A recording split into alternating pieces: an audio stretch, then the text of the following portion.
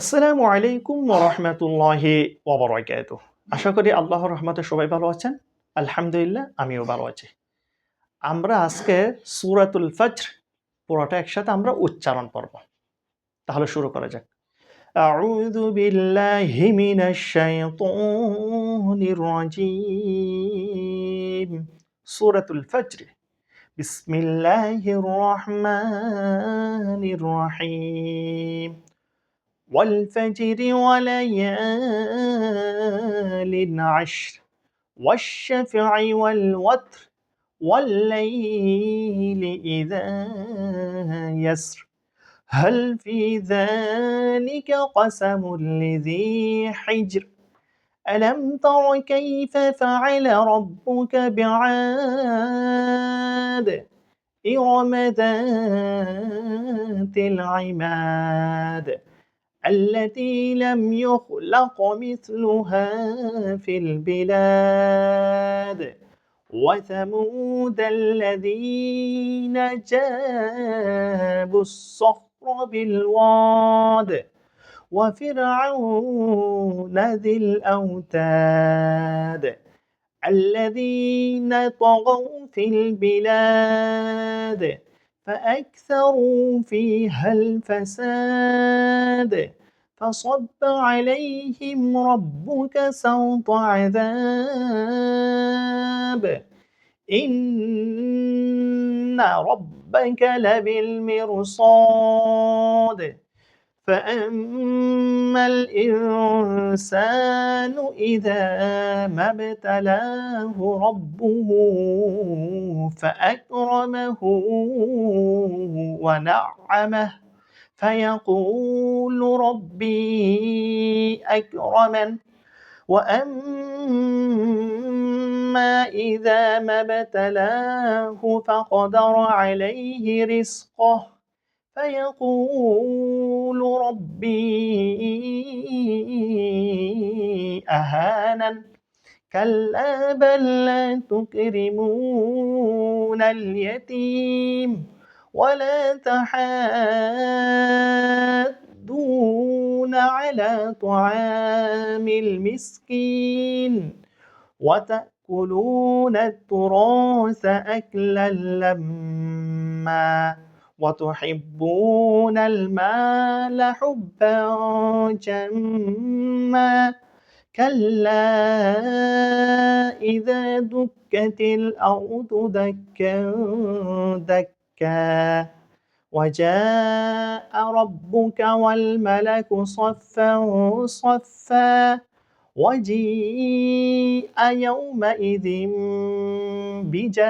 بجهنم يومئذ يتذكر الإنسان وأنى له الذكرى يقول يا ليتني قدمت لحياتي فيومئذ لا يعذب عذابه أحد ولا يوثق وثاقه أحد يا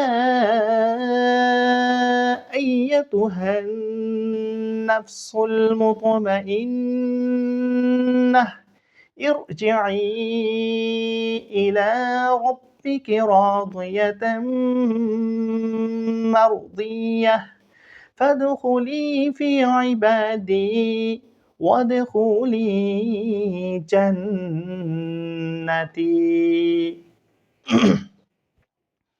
صدق الله العظيم। আমরা তাহলে সূরাতুল ফাজরি শেষ করেছি পুরোটা একসাথে উচ্চারণ।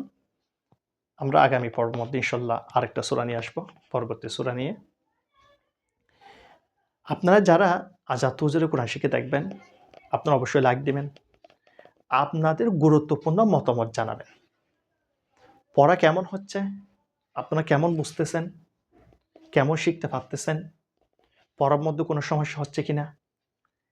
আমি যেই নিয়মের পড়াচ্ছি, সে নিয়মের আপনারা বুঝতেছেন কিনা? সেটি কিন্তু আপনারা কিন্তু জানাবেন। আপনার যদি কোনো হুজুরের সমস্যা হয় পড়ার ক্ষেত্রে, বলার ক্ষেত্রে, আপনারা যদি আমাকে যদি মতামত যদি দেন, আপনারা যেভাবে বলেন, যেভাবে বললে বুঝবেন, সেভাবে আমি পড়াতে চেষ্টা করব ইনশাআল্লাহ। কাজেই আপনারা অবশ্যই আপনাদের গুরুত্বপূর্ণ মতামতগুলো আপনারা কিন্তু জানাবেন। এবং নিজে দেখবেন, নিজে শিখবেন। আরেকজনকে দেখার, শিখার সুযোগ করে দিবেন। কেউ যদি কোনো একটা যদি ভালো কাজ যদি করে, উনি যেরকম সওয়াব পাবে, ভালো কাজ যদি সহযোগিতা করে, উনিও সেরকম সওয়াব পাবে। কাজেই আমরা সবসময় চেষ্টা করব, কেউ ভালো কাজ করলে ওকে ভালো কাজের মধ্যে সহযোগিতা করা। আপনি দেখবেন, আরেকজনকে বলবেন, আব আরেকজনকে মানে কিভাবে শুদ্ধ করা যায় পড়া, সেভাবে শেখার জন্য বলবেন। তখন উনি যদি শিখে আপনিও সমান সওয়াব পাবেন। কাজেই আমরা সবাই সবসময় চেষ্টা করব, আমরা যেন ভালো কাজের সহযোগিতা করতে পারি। রাসূল সাল্লাল্লাহু আলাইহি ওয়াসাল্লাম বলেছেন, তোমরা সবসময় ভালো কাজ করো এবং কেউ যদি ভালো কাজ করে, ওকে ভালো কাজের সহযোগিতা করো। রাসূলের জামানার মধ্যে রাসূল সাল্লাল্লাহু আলাইহি ওয়াসাল্লামের কাছে যখন কুরআন নাজিল হয়েছে, রাসূল সাল্লাল্লাহু আলাইহি ওয়াসাল্লাম যখন কুরআন প্রচার করতেছিল, কুরআন নাজিল হওয়ার আগ পর্যন্ত রাসূল সাল্লাল্লাহু আলাইহি ওয়াসাল্লামকে সবাই ভালোবাসত। সবাই সত্যবাদী হিসাবে বলত। সবার কাছে প্রিয় ছিল। রাসূল সাল্লাল্লাহু আলাইহি ওয়াসাল্লাম যখন কুরআন নাজিল হইছে, রাসূল সাল্লাল্লাহু আলাইহি ওয়াসাল্লামের উপর যখন প্রচার শুরু করছে, আল্লাহর বাণী যখন মানুষের কাছে পৌঁছে দেওয়ার জন্য শুরু করছে, তখন কিন্তু সবাই রাসূল সাল্লাল্লাহু আলাইহি ওয়াসাল্লামের শত্রু হয়ে গেছে। কিছু সংখ্যক মানুষ ছাড়া। কেন? ওরা মহানবী সাল্লাল্লাহু আলাইহি ওয়াসাল্লাম যে ভালো কাজ করতেছিল, আল্লাহর বাণী যে পৌঁছে দিচ্ছিল, সেটা ওদের থেকে সহ্য হচ্ছে না। মূল কারণ কি? অহংকার, হিংসা। সেজন্য ওরা রাসূল সাল্লাল্লাহু আলাইহি ওয়াসাল্লামকে হিংসা করার কারণে, বিরোধী করার কারণে ওরা কিন্তু আজকে ধ্বংস হয়েছে। যারা রাসূল সাল্লাল্লাহু আলাইহি ওয়াসাল্লামকে ভালোবাসছে, রাসূল সাল্লাল্লাহু আলাইহি ওয়াসাল্লাম বাণীকে ভালোবাসছে, গ্রহণ করছে, ওরা কিন্তু আল্লাহর কাছে প্রিয় হয়ে গেছে।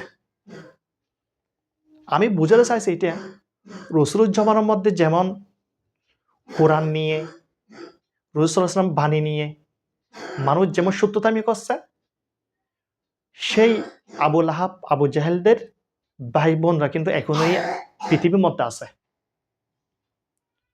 এখনো যারা ভালো কাজ করে, যারা কোরআন নিয়ে কাজ করে, ওদের পিছে কিছু মানুষ লেগে থাকে। ভালো কাজ যখন করতেছে, কোরআন নিয়ে কাজ যখন করতেছে, ওদের পিছে মানুষ লেগে থাকে। ওদের সাথে কেমনে সত্যতামি করবে, কেমনে ওদেরকে অপমান করা যাবে, কেমনে ওদের সাথে সত্যতামি করা যাবে।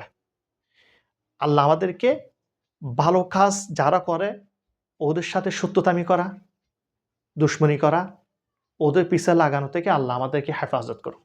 আমিন। আমরা সবসময় ভালো কাজের সহযোগিতা করব ইনশাআল্লাহ। আল্লাহ হাফেজ। আসসালামু আলাইকুম ওয়া রাহমাতুল্লাহি ওয়া বারাকাতুহু।